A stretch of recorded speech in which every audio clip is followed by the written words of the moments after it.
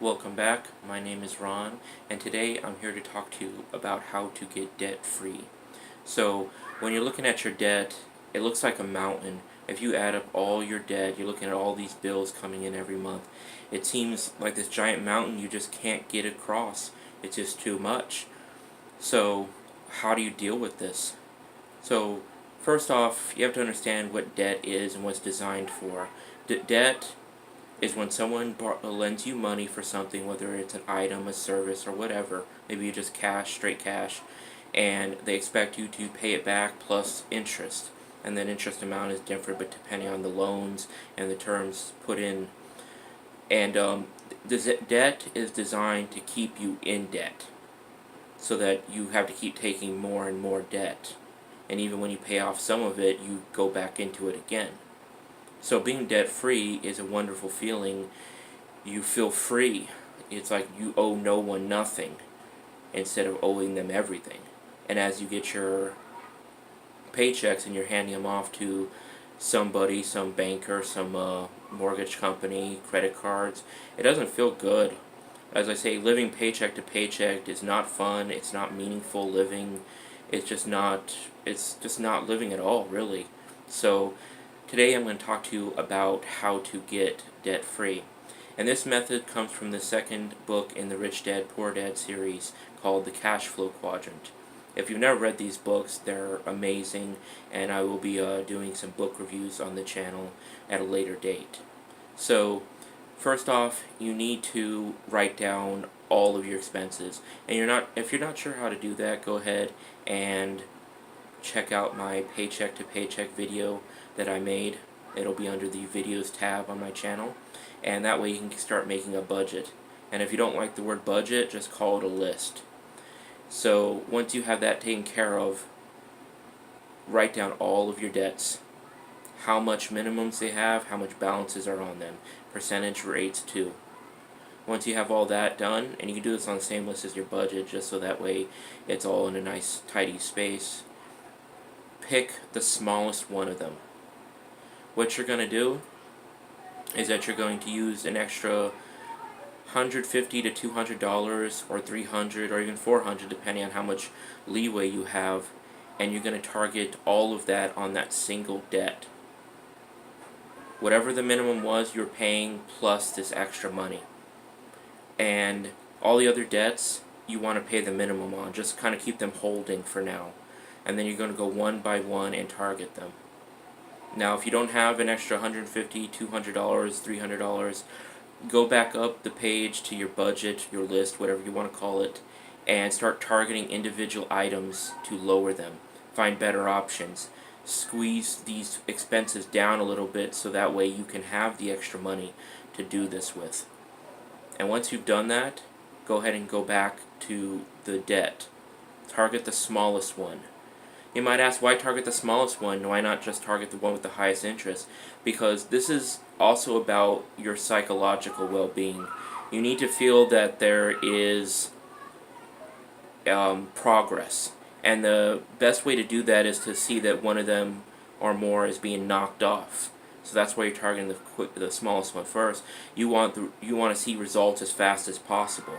So that way it reinforces that you're doing the right thing. Because if you're putting all this money on one item and it doesn't seem like it's going away, say like a mortgage, like $200,000, an extra $400 a month isn't going to make any real difference in the short term. In the long term, it absolutely will, but in the short term, it won't. So we want to reinforce that this is the right way to go.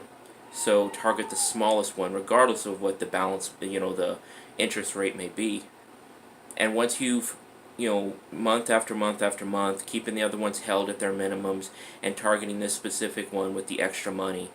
Once this one gets knocked off, you take all of that, the extra money you're putting on top of it, plus the minimum. And then you pick the next smallest one, and you target that one. And then you repeat this process over and over and over again until you knock out every single one of them.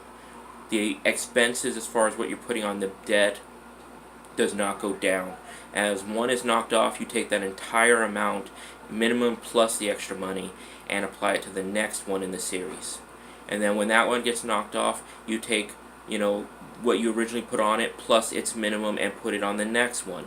So it's like a snowball effect. It's going to build momentum. It's going to, like, as you knock off each debt, the next application of the money to the next debt in line will be greater than the original one, because it's gathering the minimums from every single one of them, as well as the extra money you're putting on it. So this is how you get debt free. Eventually you come to your biggest debts, and those will take longer. But by this point, you've built so much momentum in the direction of doing this and seeing progress as these debts are knocked off, that you're just going to want to keep going, because you can see the light at the end of the tunnel. And when you see the light at the end of the tunnel, it's like a runner in a marathon. You see the finish line, you just want to go all out.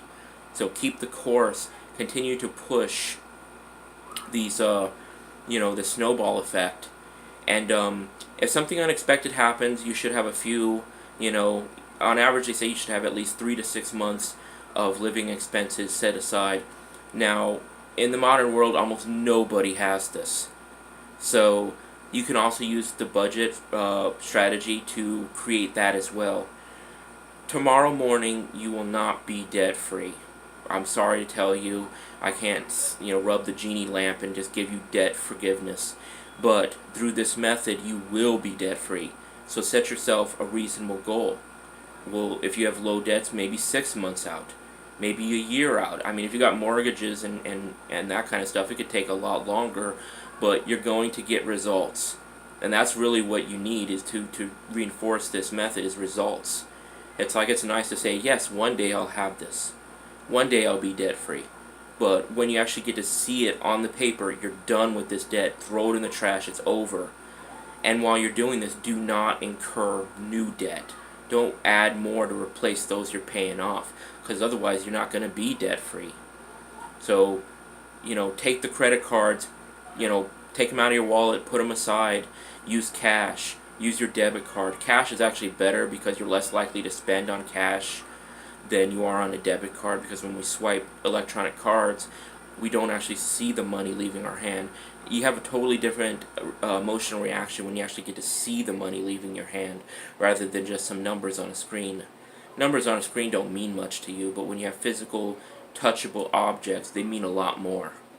And this is as much about the psychological and emotional as it is about the numbers. Because the numbers are the numbers are, they don't change, but your emotional state can change. And many times people lose it. They're like, I can't take this, way of living any longer.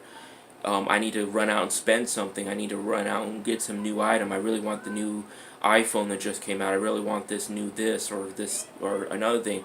Well, I'm not under this budgeting system. I don't really have the extra cash, because I'm applying it to, say, getting out of debt. So they're like, oh, well, I'll just use a credit card. I'll swipe the card. I'm going to pay it off anyway. Well, that's the wrong thing to do. Set aside some money in the budget so that you can go spend a little bit. A little bit. Don't go crazy, but spend enough on yourself, on the toys that you like, that you won't lose it. It's almost like a diet. Oftentimes if you're like given this strict regimen, yes, you're going to get results off this strict regimen, but most people can't handle it. They're like, you mean I have to give up cake? You may have to give up ice cream. I have to give up like most of the stuff I actually like. And they're good for like a week or two, and then they lose it. They're like, I can't take it anymore. I really want that. And so for some, it's like giving them like a cheat day like helps them stay on track. It's like one day out of the week you can have these other items. So this is similar to that. If you have money set aside, that if every month, every paycheck, you set a little bit aside for fun.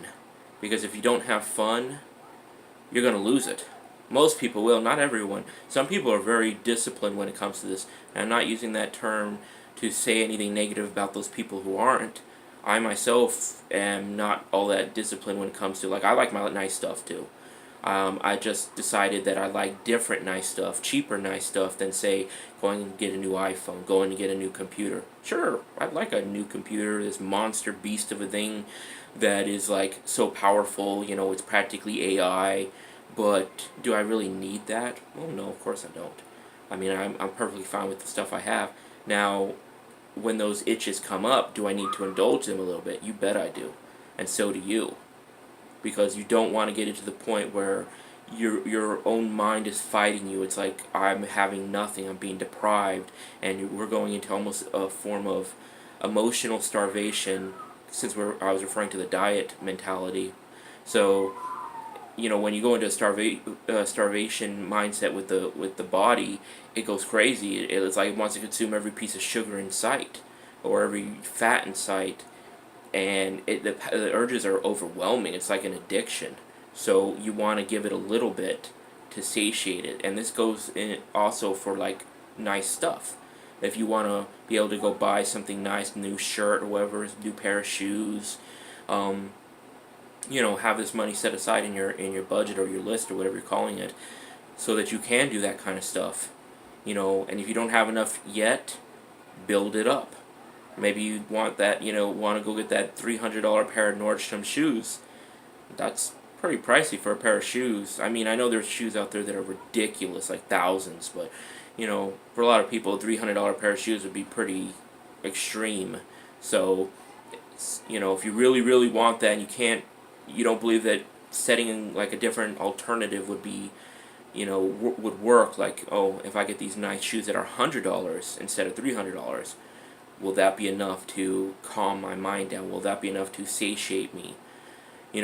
If you like ice cream, for instance, and you want to go get this gigantic, 5-story tall ice cream cone, and you go and get a cone with like 1 scoop on it. You'll be like, oh, I can do this, and then your mind's like, hell no, I want more. You have to know where the balance is, and that could be some trial and error on your part to just find where your balance is. Because if you stumble, it's not the end of the world. Just get back up again, brush yourself off, learn your lessons, and move on. And it's the same thing with this. The regiment that I've told you about will get you out of debt eventually. That's why it's all about targeting the smallest first. You want to get that reinforcement. You want to get that momentum build. You want to see results. Because we all know how society is now, and I'm no different. I want what I want, and I want it right now. Can you relate? I bet you can. We like our Amazon. We want it right now. 2-day shipping, free, give me. eBay, give me. I want it as fast as humanly possible. What do you mean I have to wait an extra day? That's insane. Like, give me. I want it now. And we expect this kind of stuff, so cater to that mindset. If that is the way you are, then use it. Know it, understand it, and use it to your advantage. So, once again, to recap, write all of your expenses down. You have to set a budget or list, the way you want to call it. Check out my Paycheck to Paycheck video to know exactly how to do that. Once you have squeezed out a couple $100 extra a month, at least, to apply to the debt, make sure you have at least a couple, at least some reserves just in case something happens. If you're sitting on like $2,000 or $3,000 in reserves, you're gonna feel a lot better about spending your money on debt repayment, because you got that cushion behind you just in case. It gives you it gives you a safety net. It's a safety net feeling. It's like, no matter if a car breaks down, I'm okay. If my paycheck's delayed a week, I'm okay. It takes a lot of stress out of things. So once you have that little safety net, target the debt, write it all down, minimums, interest rate, balances, pay minimums on everything except the smallest principal, and then apply the extra money to it. You will knock that out pretty soon, and once it's knocked out, take all that extra money plus the minimum you were paying on that one card or loan or whatever it was, apply it to the next smallest. And then when that's done, take that entire chunk and apply it to the next smallest, and on and on and on you go. And do not incur new loan or credit card debt. You're trying to get out of debt, not dig another hole as soon as you fill one up. So if you follow these steps, you will be debt free. Numbers don't lie. You will be debt free. You just have to keep with it and make sure you set enough money aside in your list, your budget, to have a personal expense fund, so that way you can still get nice things. Just tone it down. If you need to go get a nice thing, go get a nice thing. Give yourself that treat, so that way it's like positive reinforcement. You know, if you give a treat after doing something good, you're going to want to continue doing something good. Eventually, you will be debt free, and all of that weight of the loans will be off of your shoulders. All of that struggle, worrying about if you know you're going to be able to make next month's mortgage. If you follow the budget plan and you follow this debt repayment plan, you will not have that worry any longer. That I can promise you. Numbers don't lie. Plus and minus, you can't mess that up. I can't mess that up. No one can mess that up unless they just make it up. That kind of rhymed. But anyway, if you like the video, go ahead and hit a like on the thumbs up down below. Go ahead and subscribe if you like the content I'm putting out on the channel, and hit the bell notification as well, so you're updated on the daily vids that I am doing. I'm covering everything from, you know, debt, budgets, loan documents, how to read different legal documents as well. Anything you have to deal with in your day-to-day life, I'm going to be covering with it. And if you want a specific video, go ahead and just comment down below what specific type of video you want, and I'll go ahead and get that created for you. And I'm going to start moving this series a little bit more into the deeper aspects. You know, numbers are great, and numbers are important, but really, you are the one who's important. It's what's going on inside of you that's actually the most important of all. And I'm going to start talking about that. I already started with the poverty mindset video. We're going to go much, much deeper into it. But if you follow all this advice, not only will you be debt free, you'll be generating extra money every month, no matter what income you got.